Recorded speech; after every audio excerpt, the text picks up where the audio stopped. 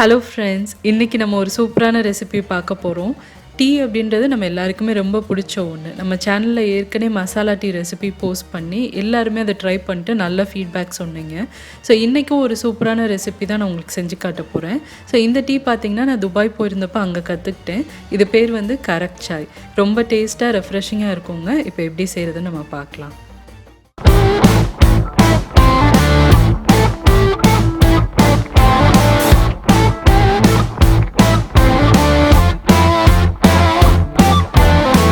இன்றைக்கி இந்த டீயில் நான் யூஸ் பண்ண போகிற இன்க்ரீடியன்ஸ் எல்லாமே பார்த்திங்கன்னா நான் துபாய் போயிருந்தப்போ வாங்கிட்டு வந்தது தான்.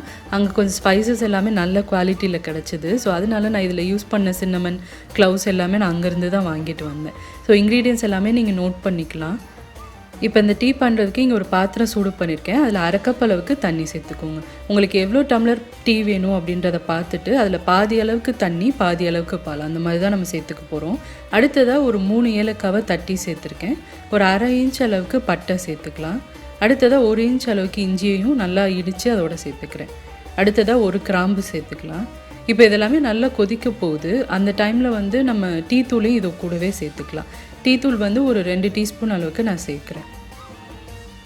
இப்போ இது வந்து நல்லா கொதித்து உங்களுக்கு டிக்காஷன் எல்லாமே அந்த தண்ணியில் இறங்கினதுக்கப்புறமா பால் சேர்த்துக்க போகிறோம். ஸோ 2 நிமிஷமாவது நல்லா அதை வந்து கொதிக்க வச்சுக்கோங்க.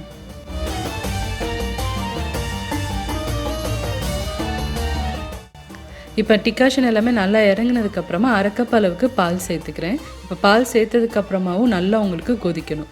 அந்த வீடியோவில் வந்து ஒரு சில டவுட் கேட்டிருந்தீங்க, நம்ம ப்ரௌன் சுகர் சேர்த்தோம் அப்படின்னா தெரிஞ்சு போயிடுது அப்படின்னு. கண்டிப்பாக உங்களுக்கு தெரிஞ்சு போகாதுங்க. டீ எல்லாமே நல்லா கொதித்து வந்ததுக்கப்புறமா கடைசியாக தான் நீங்கள் சர்க்கரை சேர்க்கணும். இன்றைக்கி என்கிட்ட வந்து ப்ரௌன் சுகர் இல்லாதனால நான் வந்து ஒயிட் சுகர் சேர்த்துக்கிறேன். ஸோ அது வந்து ஒரு 2 டீஸ்பூன் சேர்த்துக்கிறேன். நீங்கள் ப்ரௌன் சுகர் சேர்க்குறீங்க அப்படின்னாலுமே இந்த ஸ்டேஜில் சேர்த்துட்டு இதை வந்து இறக்கிடலாம். நான் இன்றைக்கி இந்த க்யூட்டான கரக் சாய் கப்பில் தான் சர்வ் பண்ண போகிறேன். இதை நான் துபாயிலேருந்து வாங்கிட்டு வந்தேன். ஸோ இதை வந்து நம்ம வடிகட்டி இந்த கப்பில் சேர்த்துக்கலாம்.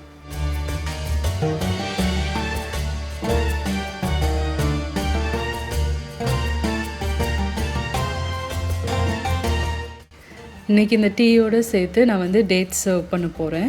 அவ்வளோதாங்க. ரொம்ப ரெஃப்ரெஷிங்கான வித்தியாசமான டேஸ்ட்டில் ஒரு கரக் சாய் ரெடி ஆயிடுச்சு.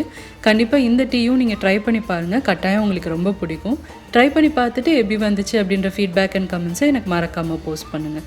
இந்த வீடியோ பிடிச்சிருந்தது அப்படின்னா மறக்காமல் ஒரு லைக் கொடுங்க. சேனலுக்கு இன்னும் சப்ஸ்கிரைப் பண்ணாதவங்க சுஜிஸ் கிச்சனுக்கு சப்ஸ்கிரைப் பண்ணுங்கள்.